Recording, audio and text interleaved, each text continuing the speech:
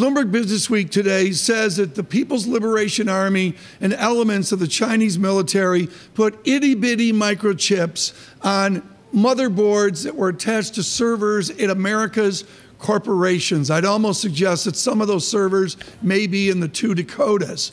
What are we going to do about it? We are now, with this report, at a point of clear cyber attack, thoughtful espionage by China. We're not going to respond with a lot of rhetoric. What is the to-do list for Mike Rounds? Well, to begin with, I can just tell you that this is not new. This is something that we've been looking at for quite a while, and it's not just China that's involved in it. It's a matter of a lot of different countries that are looking for additional data. It's a matter of how you're able to collect the data and then to use it to your own benefit. The concerns that we've had, as a matter of fact, during the National Defense Authorization Act this year, we actually placed some guidelines in there with regard to which companies we would do business with that were from China because of some of the concerns that are being expressed here. But it's not just China, and multiple countries around the world have an interest in doing so. The technical capabilities most certainly are there. It's a matter of whether or not our ability to detect these types of chips is up to the job. And then, second of all, how do you respond? There's two ways to do it. You can either have the best defenses out there possible, or you can also have some deterrence in effect. We're going to need both. And for the next 10 years, the National Defense the Science Board for the Department of Defense has made it very clear that over the next 10 years, defensive capabilities alone aren't going to be enough. We're going to have some deterrence in order to slow down some of the cyber interference that is occurring. When you ran your truly historic run for governor of South Dakota, folks, Spielberg could do a movie on it with appropriate pheasant hunting at the point. I'm sure you were out shaking hands at a Walmart or many Walmarts in South Dakota. How do we balance Chinese espionage, Chinese cyber attacks with our need to buy something cheap at Walmart, that great consumption machine, the Chinese manufacturing process? How do we balance those two ideas? Well, to begin with, you have to identify those systems which you absolutely have to protect. There's one thing to buy, shoes, shirts, commodity type of items, but then when you start getting into the technical side of things in those areas in which you can have embedded chips and so forth, you have to take a second look at what the purpose of them is in the first place, where they're going to be put.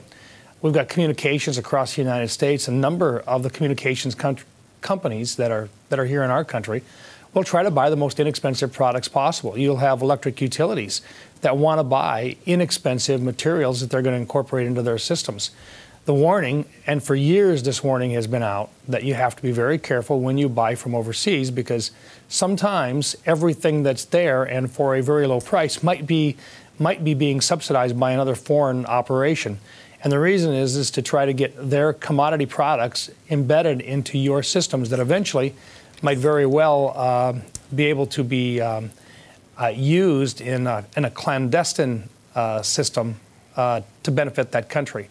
This is not new. It's something that we have been aware of, and it's something that we have been working on and trying to defend against. So what does this mean, Senator? And good morning from London. Does it mean that there's going to be extra testing? Does it mean that U.S. companies need to change their supply chain and how they source things? That is occurring as we speak. It's being directed. The companies, in many cases, are aware that they have to be purchasing with some special care with regard to the types of equipment they're buying and who they're buying it from. In some cases, there were companies that were not on the list of suspected problem children, but who have since been added to that list. And those companies, in many cases, are going to be taking out equipment and putting in new equipment. Why are we only learning about this now? I know that this has been, we hear about cyber attacks or like software, but not really hardware. Why? Well, I think it's coming to the attention of the public right now, and as you've noticed, the two United States companies involved in this are both not confirming what's occurred in the past. So once again, this is a case of where Bloomberg has been able to piece together what they believe is happening. It has been going on. It is not something that is a surprise to the to the security community, and it's one that they continue to work on. But remember, the security community is not going to go out and broadcast what they're finding out. In many cases, some of the best ways for us to collect data is to remain silent, continue to learn more about our adversaries. Senator Rounds, I want to talk about trade. I love the idea of South Dakota, of course, dealing more with Canada, I would suggest, than Mexico. The idea of importing potassium chloride, coniferous wood sawn, and of course the wonderful prepared or preserved bovine meat. I don't want to know what that is. I guess it's mystery meat as well. President Trump, your president, says it was an historic agreement. How bad did Canada lose? Well, I think actually it's going to be good for both countries, for all three countries. I think for the United States to come back to some stability in the markets is going to be very important. Mexico is the #1 buyer of corn for South Dakota, as well as #2 for soybean meal and #3 for soybeans. Beef, it's #3 for beef right now. Canada, on the other hand, we do about $1 billion worth of trade just in South Dakota with Canada. These are important relationships that we want to continue to maintain.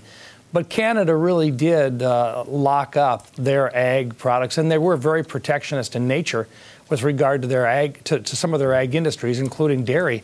And the other part of this that really concerned a lot of dairy producers in the United States was the fact that Canada was using a system in which they were basically dumping some of their products at subsidized prices on the open market and competing unfairly with our producers. Now, the president had the right idea here when he said these have got to be fixed. What we were just hoping was to get this done as soon as possible and get back to regular business. But most certainly our producers in South Dakota, we felt it with soybeans, because soybeans going to China, that's 25% of the entire market in soybeans in the United States.